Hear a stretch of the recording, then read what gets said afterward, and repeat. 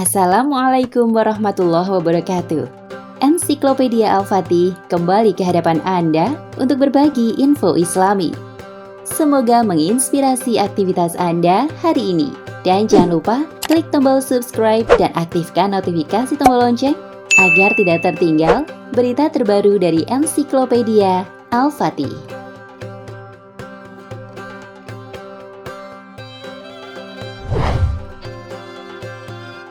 At-Tabari berkata, di dunia ini hari ini, anak-anak Adam adalah keturunan langsung dari Nuh dan tidak ada keturunan Adam lainnya.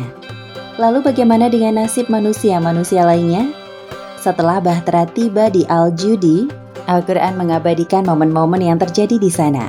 Dan difirmankan, hai bumi, terlanlah airmu, dan hai langit, hujan berhentilah. Dan air pun disurutkan. Perintah pun diselesaikan dan Bahtera itu pun berlabuh di atas bukit Judi. Dan dikatakan, binasalah orang-orang yang zalim. Dan Nuh berseru kepada Tuhannya sambil berkata, ya Tuhanku, sesungguhnya anakku termasuk keluargaku. Dan sesungguhnya janji engkau itulah yang benar. Dan engkau adalah hakim yang seadil-adilnya. Allah berfirman, hai Nuh, sesungguhnya dia bukanlah termasuk keluargamu yang dijanjikan dan diselamatkan. Sesungguhnya perbuatannya tidak baik. Sebab itu janganlah kamu memohon kepadaku sesuatu yang kamu tidak mengetahui hakikatnya. Sesungguhnya aku memperingatkan kepadamu, supaya kamu jangan termasuk orang-orang yang tidak berpengetahuan. Nuh berkata, ya Tuhanku, sesungguhnya aku berlindung kepada engkau dari memohon kepada engkau sesuatu yang aku tiada mengetahui hakikatnya. Dan sekiranya engkau tidak memberi ampun kepadaku dan tidak menaruh belas kasihan kepadaku, niscaya aku akan termasuk orang-orang yang merugi.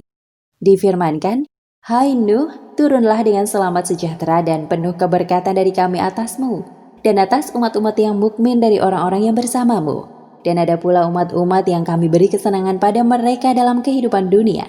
Kemudian mereka akan ditimpa azab yang pedih dari kami. Quran Surat Hud ayat 44 hingga 48.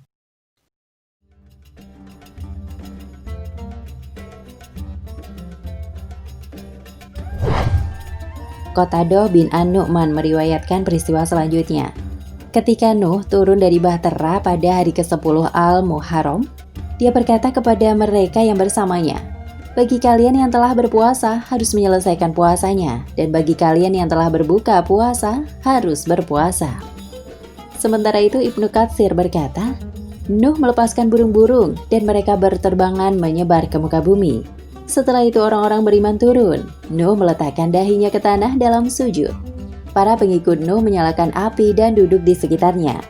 Menyalakan api dilarang selama di atas kapal agar tidak menyalakan kayu bahtera dan membakarnya. Tak satu pun dari mereka makan makanan panas sepanjang seluruh periode banjir. Setelah pendaratan ada 1 hari puasa sebagai tanda terima kasih kepada Allah.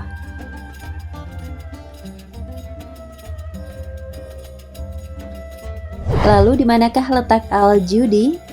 Ahli geografi asal Arab Ibnu Qordadbi pada abad ke-9 mengatakan bahwa lokasi Gunung Judi berada di tanah Asyur atau Al-Akrat, tanah peninggalan bangsa Assyria pada era modern. Artinya ini mencakup wilayah utara Irak, timur laut Suriah Timur, tenggara Turki, dan pinggiran barat laut Iran. Sementara itu Yaqut Al-Hamawi, seorang ahli geografi muslim juga, berkebangsaan Yunani, pada abad ke-12 dan ke-13 mengatakan bahwa gunung tersebut berada di atas Jazirat bin Umar di sebelah timur Tigris. Dia juga mengatakan bahwa pada masa dia hidup, masjid peninggalan Nabi Nuh masih ada. Setelahnya, Nuh kemudian membagi wilayah bumi kepada putra-putranya, sebagaimana dikatakan oleh Amir bin Sorahil al-Sobi. Ketika Nuh, keturunannya, dan semua yang ada di dalam bahtera turun ke bumi, dia membagi bumi kepada para putranya ke dalam 3 bagian. Kepada Sam, dia memberikan bagian tengah bumi di mana Yerusalem, Sungai Nil, Sungai Efrat, Tigris, Saihan, Jaihan atau Gihon, dan Faishan atau Pison berada. Itu memanjang dari Pison ke timur Sungai Nil dan dari daerah dari mana angin selatan bertiup hingga ke daerah dari mana angin utara bertiup. Kepada Ham, dia memberikan bagian bumi di sebelah barat Sungai Nil dan daerah-daerah yang melampaui wilayah tempat angin barat bertiup. Bagian yang dia berikan kepada Yafet terletak di Pison dan daerah-daerah yang melampaui tempat angin timur bertiup.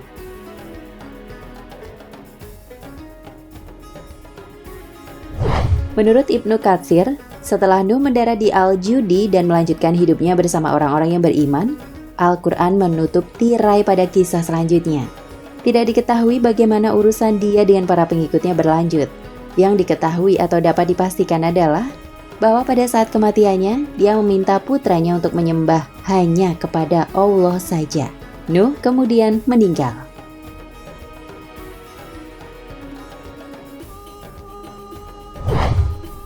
Abdullah bin Amr bin Al-As meriwayatkan bahwa Nabi Muhammad SAW berkata, ketika kematian Rasul Allah Nuh mendekat, dia memperingatkan para putranya, sungguh aku akan memberimu nasihat yang jauh jangkauannya, memerintahkan kalian untuk melakukan dua hal, dan memperingatkan kalian untuk tidak melakukan dua hal juga.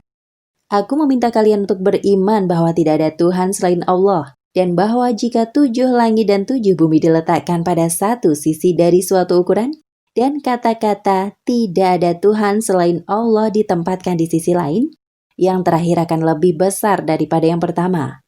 Aku memperingatkan kalian untuk tidak menyekutukan Allah dan melawan kesombongan. Sahih Al-Bukhari.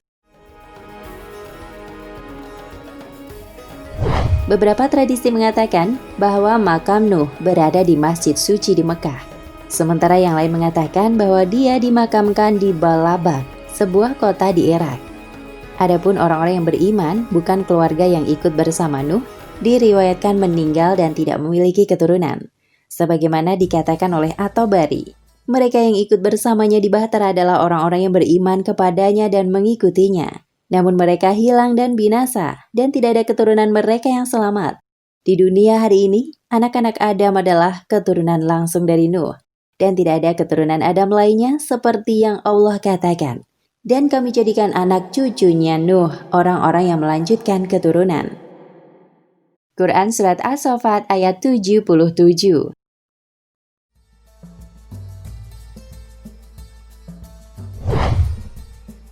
Ulama pada masa awal Islam Ibnu Abbas pun mengatakan hal yang serupa ketika menjelaskan tentang ayat di atas. Ibnu Abbas berkata, hanya keturunan dari Nuh yang tersisa. Allahu a'lam.